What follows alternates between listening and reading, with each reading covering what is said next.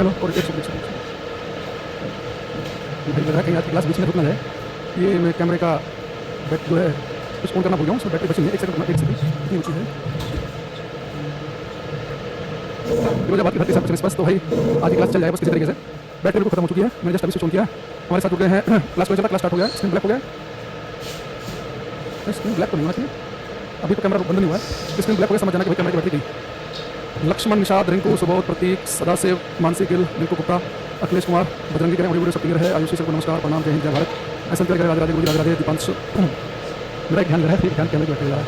तो आयुषी, कैलाश, बजरंगी, रिया चौहान, हर महादेव, हर महादेव, अभी राजचंद, दीपक, चंद्रशेखर, रवि किशन, अविनाश, दीवान, अक्षय ओबरॉय, अविनाश, दीवान और अक्षय ओबरॉय। भाई ये दीवान ओबरॉय अपन फिल्मों देखते थे, बड़े बड़े इंडस्ट्री के मालिक होते थे, है ना।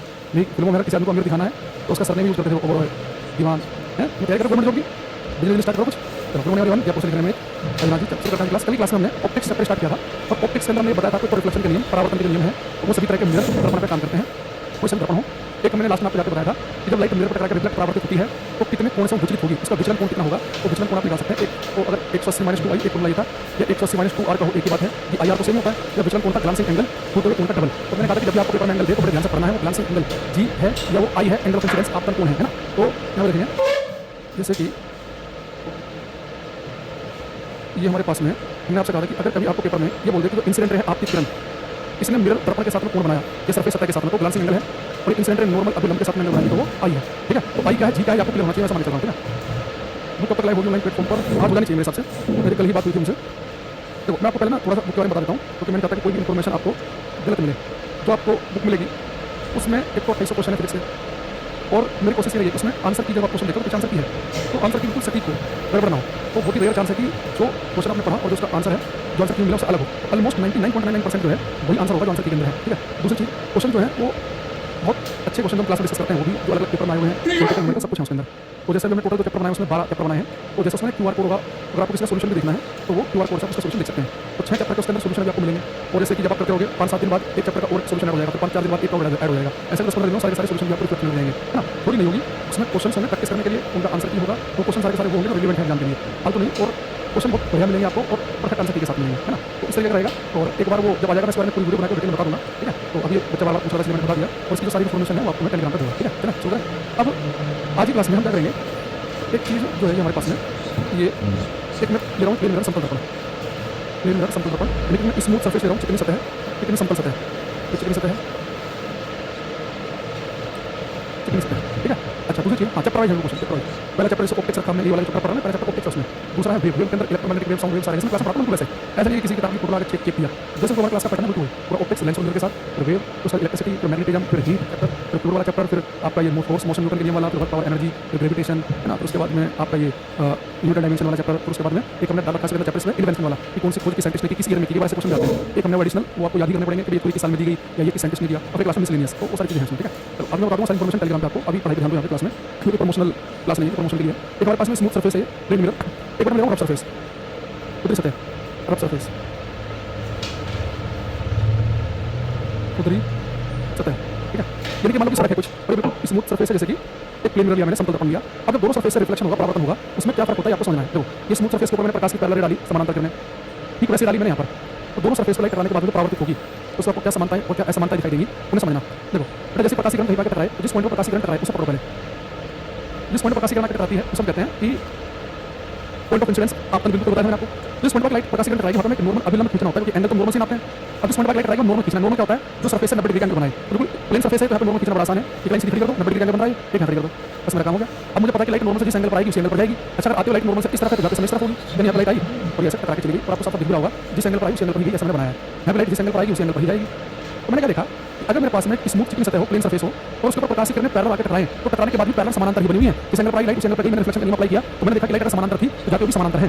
तो ऐसा जो रिफ्लेक्शन है, ऐसा जो परावर्तन है, जिसमें किरणें आते समय भी पैरेलल हो और टकराने के बाद भी पैरेलल हो, तो एक स्मूथ चिकनी सतह पर होता है। इसे हम कहते हैं रेगुलर रिफ्लेक्शन या स्पेकुलर। ये वाला कहलाता है रेगुलर, रेगुलर या स्पेकुलर रिफ्लेक्शन। इसे हम कहते हैं नियमित परावर्तन, हम कहते हैं रेगुलर रिफ्लेक्शन, नियमित परावर्तन, रेगुलर रिफ्लेक्शन, ठीक है। अच्छा दूसरी चीज, अब आप देखना यहाँ पर प्रकाशीकरण पैरेलल आई और इस तरफ सरफेस खुद सतह पर टकराई, खुद सतह पे जिस पॉइंट पर प्रकाशित किरणें टकराएंगी यहाँ पर मैं नॉर्मल खींचना है, यहाँ पर सरफेस टेढ़ा मेढ़ा है तो यहाँ पर नॉर्मल खींचना आसान था। या अपने सीधे सीधे आपको दिख रहा है कि हरी लाइन है, न्यूट्रल लाइन बिल्कुल 90 डिग्री का एंगल बना रही है। अब यहाँ पर हम कैसे नॉर्मल खींचे, यहाँ पर और आसान है। देखो एक काम करो, अगर कभी आपके पास सरफेस ऊपर कवर हो तो यहाँ पर आके लाइट टकराए, उसके आसपास एक छोटा सा प्लेन मान लो, यहाँ पे छोटा सा प्लेन मान लो, छोटा सा प्लेन ले लोगे उसको नॉर्मल खींच लोगे ना, प्लेन सरफेस को तो सीधे लाइन खड़ी कर दो। देखो ये 90 डिग्री का एंगल बना है, ये न्यूट्रल लाइन जो है यहाँ से 90 डिग्री का एंगल बना रही है ना, ऐसे यहाँ पर भी कर दो। अगर आप देखेंगे न्यूट्रल लाइन जो है ये 90 डिग्री का एंगल बना रही है। तो मैंने यहाँ पर क्या करेंगे, लाइट जिस एंगल पर आएगी, तो ये चीज हमेशा वैलिड है, लाइट जिस एंगल पर आएगी उसी पर जाएगी, आते समय इधर जाते समय उस तरफ होगी। यहाँ पर लाइट जिस एंगल पर आएगी उसी पर जाएगी, जिस एंगल पर आई उसी पर गई। यहाँ पे लाइट जिस एंगल पर आएगी उसी पर जाएगी, आते समय इधर जाते समय होगी उस तरफ। तो यहाँ पर आप देखें रिफ्लेक्शन के यहाँ पर भी लगाया सेम, ये आई इक्वल टू आर, लाइट जिस एंगल पर आएगी उस एंगल पर ही जाएगी। लेकिन रफ सरफेस पर हो क्या रहा है कि प्रकाशित किरणें आई तो पैरेलल थी, लेकिन टकराने के बाद वो पैरेलल नहीं है, जबकि रिफ्लेक्शन के यहाँ पर फॉलो हो रहा है, I equal to R, I equal to R यहाँ फॉलो किया। तो ऐसा रिफ्लेक्शन यहाँ पर किरणें आते समय पैरेलल हो और जाते समय पैरेलल ना हो, इसे हम कहते हैं इरेगुलर या डिफ्यूज्ड रिफ्लेक्शन। इरेगुलर होता है रफ सरफेस पर। पेपर आपसे पूछेगा कि अनियमित परावर्तन किस सतह पर होता है, तो ये होता है रफ सरफेस पर। इसमें होता क्या है कि किरणें आएंगी तो पैरेलल और जाते समय पैरेलल नहीं रहेंगी, ये अनियमित परावर्तन है। और रेगुलर रिफ्लेक्शन क्या है, तो स्मूथ चिकनी सतह से हो रहा था कि किरणें आते समय पैरेलल थी और टकराने के बाद भी कैसी है पैरेलल, तो स्मूथ सरफेस है और रफ सरफेस है। लेकिन बहुत सारे बच्चों को लगता है कि चिकनी सतह पर, चिकनी समतल सतह हो, किरणें आई पैरेलल, टकराने के बाद पैरेलल, यहाँ पर पैरेलल नहीं है। तो बहुत सारे बच्चों को लगता है कि रफ सरफेस पर I equal to R follow नहीं करता, ऐसा नहीं है। यहाँ पर भी हर point I equal to R follow कर रहा है। यहाँ पे जिस एंगल पर आई उसी पे गई, यहाँ पे जिस एंगल पर आई उसी पे गई, लेकिन यहाँ पे जाते समय किरणें पैरेलल क्यों नहीं है, तो यहाँ पे इस पॉइंट पर नॉर्मल बनाए देखो, इस पॉइंट पर बनाए देखो, तो लाइट को नॉर्मल के हिसाब से बिहेव करती है कि आते समय इधर, जाते समय इधर, आते समय इधर, जाते समय इधर। तो रफ सरफेस पर भी आई इक्वल टू आर फॉलो करता है, ध्यान रखना। लेकिन यहाँ पे किरणें पैरेलल नहीं रहेंगी, उसकी वजह ये नहीं है कि आई इक्वल टू आर फॉलो नहीं कर रहा, उसकी वजह ये है यहाँ पे अलग अलग पॉइंट पर नॉर्मल की डायरेक्शन अलग अलग है। तो इवन केवल हल्की फुल्की किताबों में लिखा होता है कि रफ सरफेस पर I equal to R follow नहीं करता, हम फॉलो करेंगे एनसीईआरटी 10th क्लास के एनसीईआरटी में साफ-साफ लिखा उसने कि रफ सरफेस पर, ऊपरी सरफेस पर किरणें आएंगी पैरेलल, टकराने के बाद पैरेलल नहीं रहेंगी। इसका ये मतलब नहीं है कि यहाँ पे I equal to R follow नहीं हो रहा है, यहाँ पर आई इक्वल टू आर हर पॉइंट पर फॉलो हो रहा है। बस वजह क्या है कि यहाँ पर हर पॉइंट पर नॉर्मल की डायरेक्शन अलग अलग तरफ को है। जबकि प्लेन सरफेस पे यहाँ पे नॉर्मल ऐसे बना, इस पॉइंट पर ऐसे बनेगा, इस पॉइंट पर ऐसे बनेगा, इस पॉइंट पर ऐसे बनेगा, एक लाइन में किसी को बनेंगे। तो ये मिसकंसेप्शन अपने दिमाग से निकालना है। एक मिसकंसेप्शन हमें क्या निकालना अपने दिमाग से, हमें ये निकालना है कि आई इक्वल टू आर केवल प्लेन मिरर पर काम करता नहीं, आई इक्वल टू आर प्लेन पर भी काम करता है, कनकेव कॉन्वेक्स पे भी। सरफेस कैसी हो, बिल्कुल प्लेन हो या फिर वो कर्व सरफेस हो, आई इक्वल टू आर हर जगह फॉलो करेगा, हर तरह के सरफेस से फॉलो करेगा। वो चिकनी हो, खुदरी हो, कर्व शेप हो, प्लेन हो, आई इक्वल टू आर। लाइट अगर रिफ्लेक्ट हो रही है, परावर्तित हो रही है, तो परावर्तन का नियम फॉलो होता ही होता है। तो बताओ क्या पेपर में आपसे पूछेगा कि स्मूथ सरफेस चिकनी सतह से होने वाला परावर्तन क्या कहलाता है, नियमित, और रफ सरफेस से होने वाला कहलाता है अनियमित। आप ये बात समझ पा रहे हैं कि नहीं समझ पा रहे हैं। दूसरा अगर आपसे पूछे कि स्मूथ सरफेस से रिफ्लेक्शन होता है रेगुलर नियमित, उसमें क्या होता है किरणें आएंगी पैरेलल, टकराने के बाद पैरेलल रहेंगी, लेकिन इरेगुलर में आई थी पैरेलल, टकराने के बाद पैरेलल नहीं रहेंगी। ठीक है, अनियमित परावर्तन से क्या कहते हैं, विस्तृत परावर्तन लिख सकते हैं सर, विस्तृत। डिफ्यूज्ड का मतलब विस्तृत ही होता है। ठीक है, बिल्कुल लिख सकते हैं, लेकिन ये अच्छी है। ओके, अब यहाँ पर एक क्वेश्चन और बनेगा आपके लिए। अगर मैं आपसे पूछूं कि प्लेन मिरर है, समतल दर्पण, समतल अपनी शक्ल देखते हैं। अगर कोई आपसे पूछे कि भाई प्रकाशित किरणें कन्वर्ज करता है कि डाइवर्ज, तो प्रकाशित किरणें इकट्ठी करता है कि फैलाता है, अब किस पर टिकराएंगे, प्लेन मिरर कन्वर्जिंग है कि डाइवर्जिंग। कन्वर्जिंग का मतलब होता है हिंदी में अभिसारी, प्रकाशित किरणें इकट्ठी करने वाला। ये डाइवर्जिंग है, प्रकाशित किरणें फैलाने वाला है। तो किस पर टिकराएंगे आप, कन्वर्जिंग पे कि डाइवर्जिंग पे। तो प्रकाशित किरणें डाइवर्ज करता है, फैलाता है कि इकट्ठी करता है प्लेन मिरर। सबसे पहली क्लास लेकर आओ, नितिन पालकर से लेकर टोटल कितनी क्लास होंगी, है ना, टाइम पास करके बिल्कुल आए बच्चा क्लास में।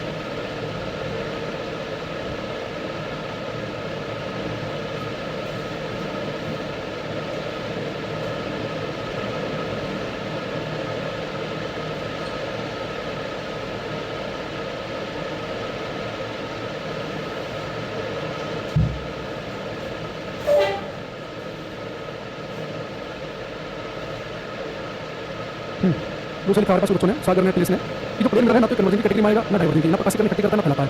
तीसरा अभी आपने जो प्लेन मिरर बनाया है समतल दर्पण, तो इसमें किरणें आई थी पैरेलल, टकराने के बाद पैरेलल है, जितना गैप पहले हम बीच में उतना गैप अभी भी है, नहीं ना तो किरणें इकट्ठी होगी ना फैल रही है।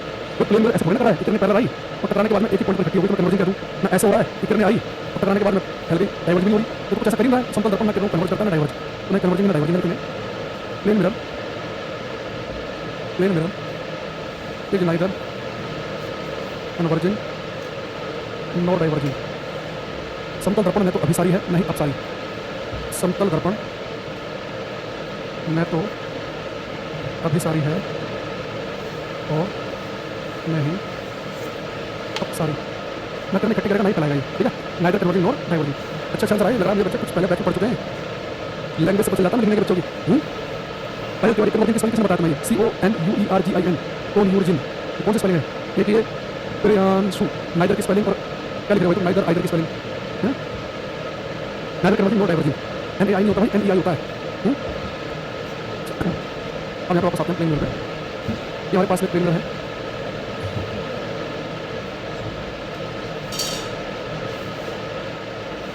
इस पर ये आई प्रकाश किरण इंसिडेंट रे, ये टकरा के चली गई, ये रिफ्लेक्टेड है परावर्तित किरण, ये बीच में आपको पता है नॉर्मल बनता है, ये एंगल आई है, आई और आर होता है सेम, तो मैं यहाँ पर भी आई लिख लूँ तो किसी बच्चों को समस्या नहीं होनी चाहिए कि आई आर को हमेशा सेम है, सरफेस चाहे प्लेन हो चाहे कर्व सरफेस हो चाहे स्मूथ हो चाहे रफ हो, है ना।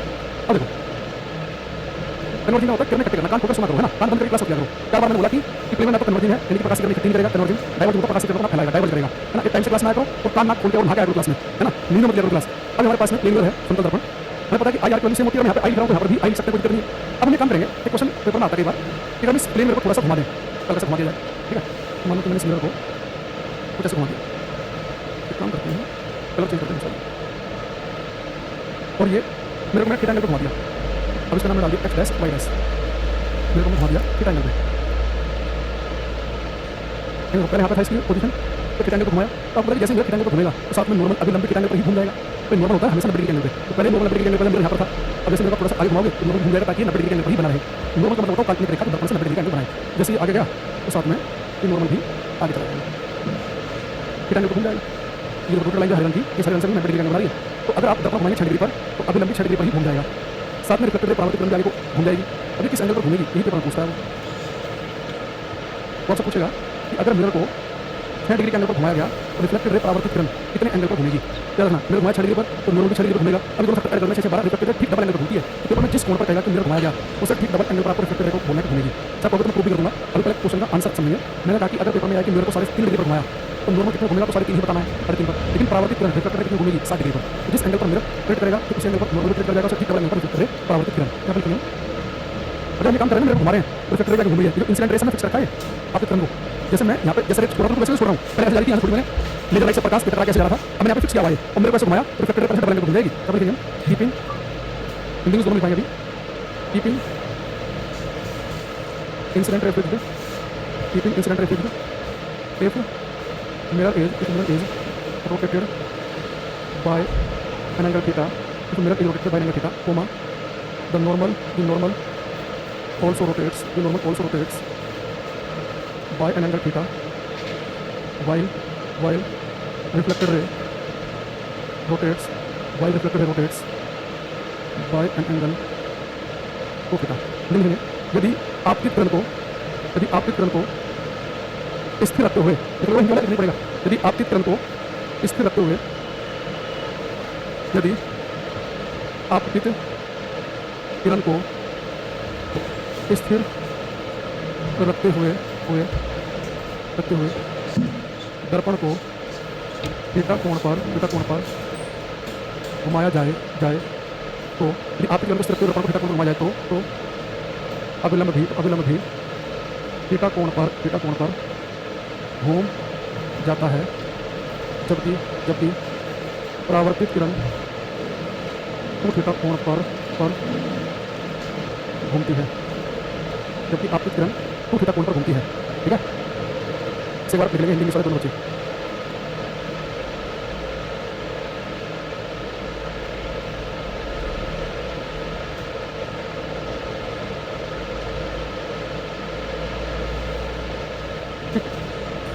तो आपकी किरण को स्थिर रखते हुए दर्पण को थीटा कोण पर घुमाया जाए, अभी लंबी थीटा कोण पर घूम जाता है, जबकि परावर्तित किरण थीटा कोण पर घूमती है। ठीक है, अच्छा अब एक चीज देखना, अगर मैं बात बताई थी आपको कि प्लेन मिरर है समतल दर्पण, अगर इसका प्रकाश की पैरेलल रे छोड़ेंगे, समानांतर किरणें छोड़ेंगे तो किरणें टकराने के बाद भी पैरेलल ही रहेंगी, जैसी किरणें आई बिल्कुल वैसी निकल गई। हमने बड़ी काम की चीज करी थी, जो प्लेन मिरर है इस पर टकराने के बाद भी कुछ बदलाव आए नहीं। ठीक है, तो किरणें में थोड़ी पैरेलल, टकराने के बाद भी वो पैरेलल ही है। इसका मतलब कि प्लेन मिरर है, इसके अंदर कोई पावर कोई नहीं, तो टकराने के बाद प्रभाव नहीं पड़ रहा। तो आपसे पूछा कि प्लेन मिरर है समतल दर्पण, इसकी शक्ति, इसकी पावर कितनी होती है, बोलेंगे 0 0। तो पावर का मतलब होता है किसी दर्पण से लेंस है जो कितना अच्छा किरणों को कन्वर्ट या डाइवर्ट कर सकता है। The ability of the mirror to convert, इकट्ठा करना और डाइवर्ट द लाइट रेज, प्रकाश किरणों को इकट्ठा करने फैलाने की जो क्षमता होती है, उसको पावर। अपना किरण इकट्ठी करना, फैलाना, अभी आप लिखा था ना आपको यहाँ पे, मैं आपको लिखा था भी है कि plane mirror is neither converging nor diverging, इसका मतलब है कि इसकी पावर तो 0 है, 0 है। ठीक है, बढ़िया है। ठीक है, आप लिखेंगे कि फर्स्ट पॉइंट लिखेंगे the power of plane mirror is 0, समतल दर्पण की शक्ति 0 होती है। The power of plane mirror 0, समतल दर्पण की जो शक्ति है वह 0 0।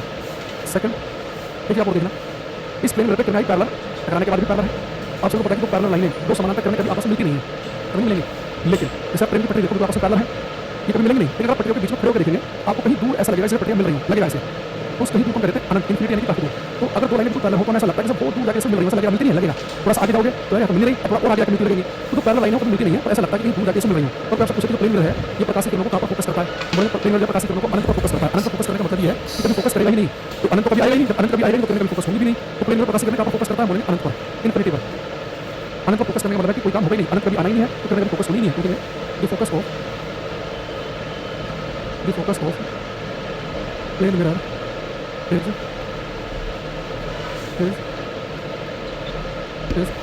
At infinity.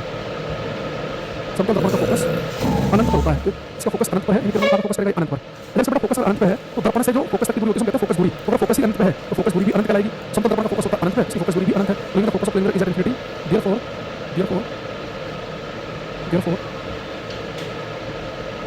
its focus distance is also infinite। समतल दर्पण का फोकस अनंत पर होता है, इसलिए इसकी फोकस दूरी भी अनंत होती है। समतल दर्पण का फोकस अनंत पर होता है, इसलिए इसकी फोकस दूरी भी अनंत है। इसकी पावर तो 0 है, इसमें कोई कम नहीं है। फोकस अनंत का मतलब ये है कि तेरे को कहीं फोकस कर ही नहीं पाएगा। फोकस अनंत है तो फोकस तक की दूरी भी अनंत है। ठीक है बस ना, अरे आए ना। अब आते हैं थर्ड पॉइंट पे। देखो, अगर आपसे कोई कहे कि मेरे पास में एक सर्कल ये है और एक ये है, और ये पूछा जाए कि बताओ कि दोनों सर्कल में, दोनों वृत्त में किसकी त्रिज्या ज्यादा है? आपको सीधी सी बात है, त्रिज्या रेडियस होती है सेंटर से लेकर सर्कमफ्रेंस परिधि तक की दूरी। तो सर्कल की रेडियस इतनी है और इस सर्कल की रेडियस इतनी। ये दूसरा वाला सर्कल है, इसकी रेडियस त्रिज्या तो ज्यादा है, इस सर्कल की रेडियस कम, इसकी ज्यादा। इसकी रेडियस ज्यादा है, यानी कि हमने देखी कि भाई अगर मेरे पास मान लो एक सर्कल है और आप देखेंगे सर्कल जैसे बहुत ही शार्प कर रहा है, इसमें आपको बाइक चलानी पड़ जाए तो गिर जाओगे। इतनी दूरी आप यहाँ पे चलाओ, ये थोड़ा आपको फ्लैट से लग रहा होगा, इस बाइक चलाना आसान है। लेकिन जैसे आप ये जो कर्वेचर है, जो घुमाव है, इस कर्वेचर को आपने जैसे कम किया तो रेडियस तो बढ़ गई। अगर आप कर्वेचर को और कम कर दो, अगर आप कर्वेचर को और कम कर दो,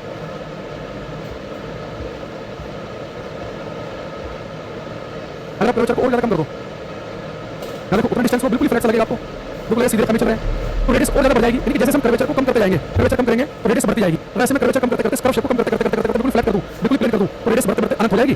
तो हर एक वो चीज जो बिल्कुल फ्लैट है, बिल्कुल प्लेन है, उसकी रेडियस होती है अनंत। तो जितना कर्वेचर ज्यादा होगा रेडियस कम होगी, कर्वेचर कम किया रेडियस बढ़ गई, बड़ा सर्कल बनेगा, और कर्वेचर कम करी और रेडियस बढ़ गई। तो कर्वेचर को कम करते करते करते बिल्कुल फ्लैट करो, रेडियस बढ़ते बढ़ते अनंत हो जाएगी। तो हर एक वो चीज चाहे वो गोल हो, चाहे घर की दीवारें हो, चाहे घर का प्लेन घर हो, इनकी त्रिज्या होती है अनंत। फ्लैट चीज की रेडियस होती है अनंत। बोलेंगे radius of curvature, radius of curvature of a plane mirror is infinite. समतल दर्पण की वक्रता त्रिज्या अनंत होती है, अनंत होती है। ठीक है, रेडियस ऑफ कर्वेचर जो है प्लेन मिरर की वो भी अनंत। देखो कितना बड़ा मिरर है, फोकस कहाँ है इसका? अनंत पर। फोकस तक की दूरी भी कितनी है? अनंत। वक्रता त्रिज्या कितनी है? अनंत अनंत अनंत। लेकिन पावर कितनी है? 0। शक्ति शून्य है इसकी, पावर 0 है। पावर प्लेन मिरर की 0, फोकस अनंत पे है, फोकस तक की दूरी भी अनंत है और वक्रता त्रिज्या भी अनंत है। ठीक है, एक पॉइंट और लिखेंगे, एक 4 पॉइंट लिखेंगे। अभी से हम एक्सप्लेन करेंगे, एक शब्द हम पढ़ेंगे मिरर वाले चैप्टर में, मैग्निफिकेशन। मैग्निफिकेशन आवर्धन क्षमता। तो अगर पूछे कि प्लेन मिरर की मैग्निफिकेशन आवर्धन क्षमता क्या? मैग्निफिकेशन मतलब होता है कि मैग्नीफाई करके दिखाना, बड़ा करके दिखाना। तो प्लेन मिरर की मैग्निफिकेशन कितनी है? तो आपको सर ये तो मैग्नीफाई होता ही नहीं है। हमारे घर का प्लेन मिरर है, अगर मैं 6 फीट का हूं तो मुझे 6 फीट का ही दिखाता है। जो साइज आपका है वही इमेज का भी है, उसकी मैग्निफिकेशन है 1, यानी कि 1 गुना साइज दिखाएगा। 6 फीट की वस्तु का 1 गुना 6। अगर प्लेन मिरर की मैग्निफिकेशन अगर आपको दिखाता तो इसका मतलब ये होता है कि 6 फीट के आदमी को 12 फीट का दिखाएगा, ऐसा तो होता ही नहीं है। अगर मैं कहता कि प्लेन मिरर की मैग्निफिकेशन 12 है, यानी कि 12 गुना बड़ा दिखाता, तो प्लेन मिरर जो है इसकी मैग्निफिकेशन 1 का मतलब ये है कि सेम साइज की इमेज दिखाएगा ये। ठीक है, क्या लिखेंगे? Magnification of plane mirror, magnification of plane mirror is +1। ठीक है, समतल दर्पण की आवर्धन क्षमता, डिटेल में समझेंगे आगे चल के। अभी समतल दर्पण की आवर्धन क्षमता +1 होती है। समतल दर्पण की आवर्धन क्षमता होती है +1। अब हमने यहाँ पे 5 पॉइंट लिखवाए। ठीक है, क्या लिखवाए कि प्लेन मिरर जो है इसका फोकस अनंत पर है, फोकस तक की दूरी अनंत है, रेडियस अनंत है, पावर 0 है, आवर्धन क्षमता मैग्निफिकेशन +1 है। ये 5 पॉइंट आपको हमेशा याद होने चाहिए। लेकिन समस्या पता आएगी, समस्या ये आएगी कि इनमें से कोई सा भी क्वेश्चन पेपर में पूछे, वो ऑप्शन में 0 भी रखेगा, ऑप्शन में इनफाइनाइट भी रखेगा, +1 भी रखेगा, -1 भी रखेगा। तो आपको ध्यान देना है कि 0 किसका आंसर था, +1 किसका था और अनंत किसका आंसर था। जैसे मैं आपको दिखाता हूँ कुछ प्रीवियस के क्वेश्चन यहाँ से।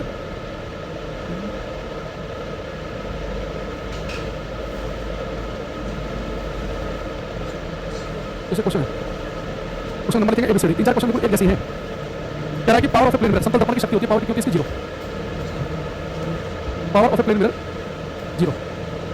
रेडियस ऑफ कर्वेचर पूछा है तो कितनी होती है? रेडियस में बताया था अनंत, आंसर होगा बी। मैग्निफिकेशन कितनी होती है? होती है +1। तो बी आंसर आ गया। देख लो, मतलब उसने पावर पूछा है, मैग्निफिकेशन पूछा है, और ये रेडियस तो ऑप्शन में 0 इन्फिनिटी सब टाइप का ऑप्शन दे रहा है। वो 0 भी दे रहा है, इन्फिनिटी भी दे रहा है, +1 भी दे रहा है, -1 भी दे रहा है। तो आपको ध्यान से पढ़ना कि कौन सा वाला क्वेश्चन पूछा गया है। ठीक है, ठीक है ना। आयुषी, अखिलेश, प्रतीक, श्रुति, बजरंगी, सुमित पंडित, अभय रायचंद, रायचंद, अमिताभ बच्चन साहब होता है ना कभी खुशी कभी गम मूवी में। यूट्यूब बैकग्राउंड क्लास क्यों नहीं चल रही भाई? पता नहीं मुझे क्यों चल रही है। कॉल सेंटर पता करना। दर्पण की चेकिंग से कैसे प्राप्त होता है? रेगुलर। दिवाली बच्चन लिखा था कि डिफ्यूज जो है इरेगुलर, एनीमिक को विस्तृत भी कहते हैं। विस्तृत बोल रहे बच्चन को, सही बात है उसकी।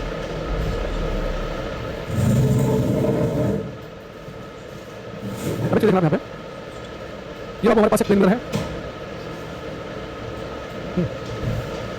शुभम, आयुषी, आदेश, चंद्रशेखर चौहान। पर गवर्नमेंट जॉब का सबसे पॉजिटिव चीज क्या है?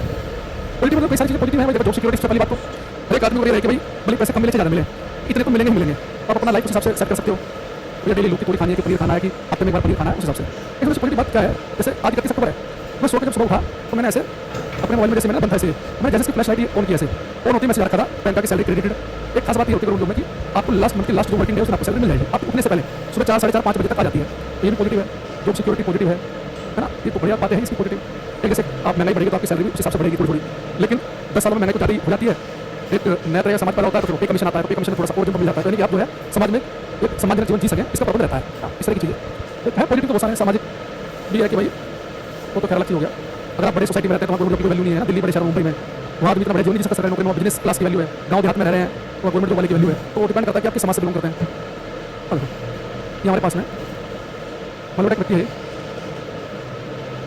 एक बच्चा है और एक मेरे के सामने खड़ा होकर एक बच्चा है और इसकी हाइट है h। प्लेन की क्या खास बात है कि जो आपकी इमेज बनेगी उसकी हाइट भी h होगी, ठीक है। अगर आपकी हाइट जो है वो अगर h है तो इमेज की हाइट भी h होगी। प्लेन में जो है इसकी खास बात यह है कि अगर आप 6 फीट के तो मैं 6 फीट दिखाएगा, 5 के तो 5। ये बड़े आदमी को दिखाता है, छोटे को बड़ा नहीं दिखाता है। मैं पहले बच्चे अपने बाल सेट करते हो जो आपकी लंबाई कोई दिखाता है ना। तो समझिए इन प्लेन मिरर समतल दर्पण में प्रतिबिंब की जो ऊंचाई होती है वस्तु की ऊंचाई ना। तो height of image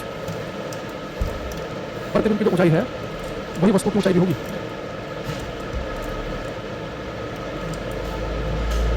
height of object वस्तु की ऊंचाई, ठीक। प्रतिबिंब की ऊंचाई वस्तु की ऊंचाई के बराबर। अब यहाँ सर है ना एक सब लिखेंगे मैग्निफिकेशन ऑफ ए मिरर, दर्पण की आवर्धन क्षमता। मैग्निफिकेशन ऑफ ए मिरर, दर्पण की आवर्धन क्षमता। दर्पण की आवर्धन क्षमता समझते हैं हमसे। तो जो मैग्निफिकेशन है मतलब कोई भी दर्पण हो उसकी आवर्धन क्षमता एक फॉर्मूला बड़ा पेपर आता है, फॉर्मूला रखना बहुत छोटा सा फॉर्मूला है वो सबको का। और इवन सीरियस एग्जाम में भी आया है। तो मैग्निफिकेशन होती है दर्पण की होती है HI/HO, प्रतिबिंब की ऊंचाई बटे वस्तु की ऊंचाई। तो प्रतिबिंब की ऊंचाई और वस्तु की ऊंचाई के अनुपात को कहते हैं magnification. Height of image upon height of object, प्रतिबिंब की ऊंचाई बटे वस्तु की ऊंचाई। लेकिन याद रखना जब पेपर में क्वेश्चन आएगा ना वो एक ऑप्शन में ये वस्तु की ऊंचाई को ऊपर लिख देगा, प्रतिबिंब की ऊंचाई को नीचे। तो प्रतिबिंब की ऊंचाई ऊपर लिखा हुआ है और वस्तु की ऊंचाई नीचे लिखा हुआ है। अरे बताओ, अभी मैंने आपको बताया कि फॉर प्लेन मिरर समतल दर्पण के लिए प्रतिबिंब की ऊंचाई और वस्तु की ऊंचाई तो बराबर होती है। ये प्रतिबिंब की ऊंचाई अगर 12 है तो 12 कट जाएंगे तो मैग्निफिकेशन कितनी आएगी 1। तो मैं आपको बार-बार क्यों लिखा रहा था कि प्लेन मिरर की मैग्निफिकेशन 1 है, उस फॉर्मूले की वजह से लिखा रहा था। अगर आपकी हाइट 6 फीट है तो इमेज भी आपकी 6 फीट की बनाएगा प्लेन मिरर, इसलिए इसकी मैग्निफिकेशन 1 है। हाँ, अगर आप मान लो 6 फीट के हैं, अगर आपकी हाइट दिखाता 12 फीट की तो 6 दूनी 12, तो मैं इसकी मैग्निफिकेशन 2 बताता आपको, ठीक है। तो जो प्लेन मिरर है इसकी जो मैग्निफिकेशन है वो 1। अब मैंने एक्चुअली देखना जब आप मैग्निफिकेशन की बात करेंगे तो एक तो वैल्यू आपको मिलेगी कि मैग्निफिकेशन 3 तो इमेज 3 गुना बड़ी, मैग्निफिकेशन 2 तो इमेज 2 गुना बड़ी, मैग्निफिकेशन 5 तो इमेज 5 गुना बड़ी। साथ में मैग्निफिकेशन साथ पॉजिटिव और नेगेटिव भी आएगा। देखो तो मैग्निफिकेशन होती है तो पॉजिटिव नेगेटिव का मतलब क्या है। अगर मैं मैग्निफिकेशन के पहले पॉजिटिव लगाऊं इसका मतलब ये है कि मैग्निफिकेशन किसी दर्पण की पॉजिटिव यानी कि सीधी इमेज बनाता है, सर की जगह सर, पैर की जगह पैर दिखाएगा। और मैग्निफिकेशन अगर मैं नेगेटिव बोल दूं यानी कि इमेज बनाएगा उल्टी। अब ये बताओ जो प्लेन मिरर है ये सर की जगह सर दिखाता है, पैर की जगह पैर दिखाता है, यानी कि इसकी मैग्निफिकेशन क्या होगी, पॉजिटिव होगी। इसलिए मैंने इसकी मैग्निफिकेशन प्लस 1 लिखी। तो मैग्निफिकेशन प्लस का मतलब है कि इमेज सीधी बनना और 1 का मतलब है कि सेम साइज की बनना। एक बात और ध्यान रखेंगे, अगर कभी कोई इमेज सीधी बने एक शब्द आप अपने आप से जोड़ देना। अगर इमेज सीधी होगी तो हमेशा होगी वो वर्चुअल आभासी, तो सीधा प्रतिबिंब हमेशा होता है आभासी। आभासी का मतलब होता है कि अगर इमेज सीधी है तो आभासी का मतलब है कि ऐसी इमेज जो है इसे केवल आभास कर पाओगे, मिरर में देख पाओगे। इस इमेज को किसी स्क्रीन पर नहीं उतार सकते। जैसे आपको प्लेन मिरर है, आपको साइड खड़े होकर बस कर रहे हैं 1 मिनट आगे, तो आपको अपनी इमेज मिरर में 1 मिनट अंदर कोई महसूस होगी, जबकि 1 मिनट पीछे उसकी दीवार पे चिपका हुआ हो तो उसके पीछे 1 मिनट कैसे जाओगे। तो मेरे पास मिरर यहाँ पे है, आप 4 मिनट आगे खड़े हैं तो इमेज आपको मिरर में 4 मिनट अंदर कोई महसूस होगी। तो मैं ठीक 4 मिनट पीछे स्क्रीन पर्दा लगा दूं तो वहाँ पे इमेज नहीं दिखेगी। ऐसी इमेज जितना आगे खड़े उतना ही अंदर को मिरर में आपको बस केवल महसूस हो, वो हमारी आभासी इमेज होती है, वर्चुअल इमेज। और इन्वर्टेड इमेज होती है रियल वास्तविक जिन्हें आप स्क्रीन पर्दे पर उतार सकते हैं। तो मैग्निफिकेशन इसकी प्लस 1 ये समझ आ गया। मेरे हिसाब से आपको 5 पॉइंट समझ आ गए होंगे कि प्लेन मिरर की पावर 0 क्यों है, क्योंकि ना केवल इकट्ठी कराना फैलाना कोई दम नहीं है। मैग्निफिकेशन प्लस 1 का मतलब है कि इमेज सीधी बनाएगा, सेम साइज की बनाएगा। फोकस अनंत पर है यानी कि कभी कभी फोकस नहीं कर पाएगा। फोकस अगर अनंत पर तो फोकस भी अनंत होगी। और रेडियस इसकी अनंत बिल्कुल फ्लैट है और फ्लैट चीजों की रेडियस होती है अनंत। ये 5 पॉइंट हमने आपको बता दिए। आज के लिए रखते हैं, मिलेंगे मंडे को। तब तक के लिए thank you, bye, take care everybody. ये सारे पॉइंट लिख लेना, बड़ी इंपॉर्टेंट क्लास थी आज की। सारे पॉइंट हमने डिस्कस किया आज की क्लास में, सारे वो काम किए, ठीक है। काफी ज्ञान प्राप्त कर लिया हमने, जरा भरपूर ज्ञान की प्राप्ति हो गई है, मजे मजे में। अब लग रहा है बस हम मोक्ष को प्राप्त करने वाले हैं, बाकी सारी ज्ञान की प्राप्ति हो चुकी है। Take care everybody.